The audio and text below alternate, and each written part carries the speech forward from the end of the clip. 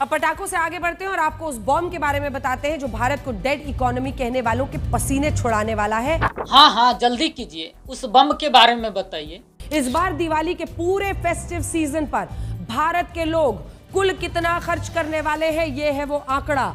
4,75,000 करोड़ रुपए की खरीदारी करने वाले हैं। इसका मतलब समझिए।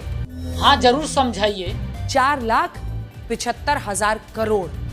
ये पैसा पाकिस्तान के 6 रक्षा बजट के बराबर है। पाकिस्तान के 6 साल के रक्षा बजट के बराबर इस साल दीपावली पर 475,000 करोड़ के खरीदारी का अनुमान है। भारत की इकोनॉमी को सबसे पहले तो ट्रंप ने डेड इकोनॉमी कहा था, और तब फिर काहे अमेरिका करने की जगह पाकिस्तान रट रही हो।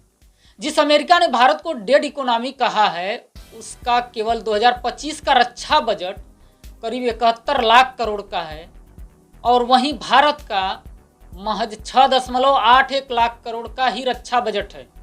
अरे दीदी, ये तो अमेरिका का रक्षा बजट भी हमसे 10 गुना ज्यादा निकल गया। इसके अलावा दीपावली पर होने वाले कुल कारोबार से भी यह 15 गुना अधिक है। सिर्फ नवरात्रि के 9 दिनों में गाड़ियां, और वो भी हाई एंड टॉप एंड गाड़ियां, मर्सिडीज बेंज की 2,500 गाड़ियां हमारे देश में बिकी हैं।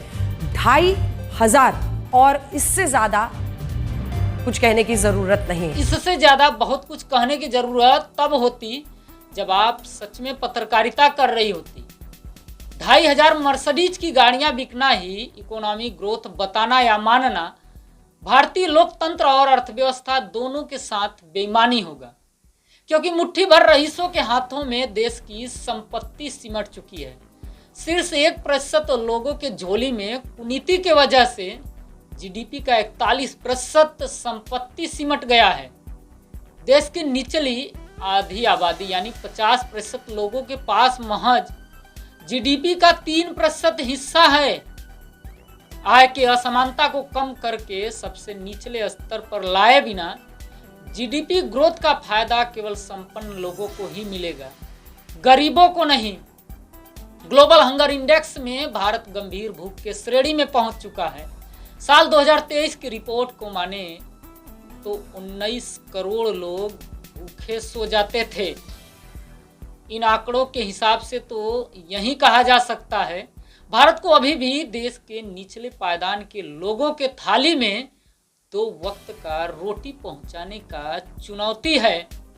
मुद्दा तो अनगिनत है, लेकिन फिर भी विश्व गुरु और विकसित राष्ट्र बनाने के लिए हमें चीन, अमेरिका और रूस जैसे देशों के इकोनॉमी स्टैंडर्ड को अपनाना होगा, पाकिस्तान का नहीं।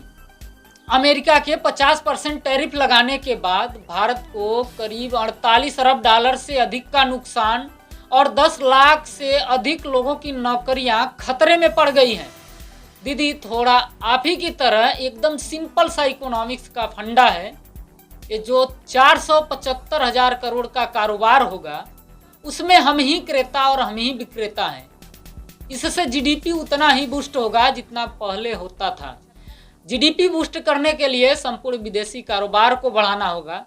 फिलहाल 2025 में भारत का संपूर्ण विदेशी कारोबार जीडीपी के 1.1% घाटे के अनुमान के बराबर है। यानी विदेशी कारोबार में भारत को करीब 20 लाख करोड़ का घाटा हर साल हो रहा है। खैर, पत्रकारिता से ज्यादा दरबार करना जरूरी है, और इससे ज्यादा कुछ कहने की जरूरत नहीं। अरे दीदी, कहने को तो बहुत कुछ है, लेकिन बस इतना ही कहना चाहूँगा कि पत्रकारिता थोड़ा ढंग से करनी चाहिए, ताकि मेरे जैसे 7 सब्सक्राइबर वाले टुटपुजिए यूट्यूबर को अपना स्टेटस डाउन करके इस तरह के लिचड़ई पर उतरने की ज़रूरत ना पड़े। फिलहाल इस वीडियो में इतना ही। अपनी राय कमेंट बॉक्स में ज़रूर दीजिए। मिलेंगे एक नए सूचना को लेकर, तब तक के लिए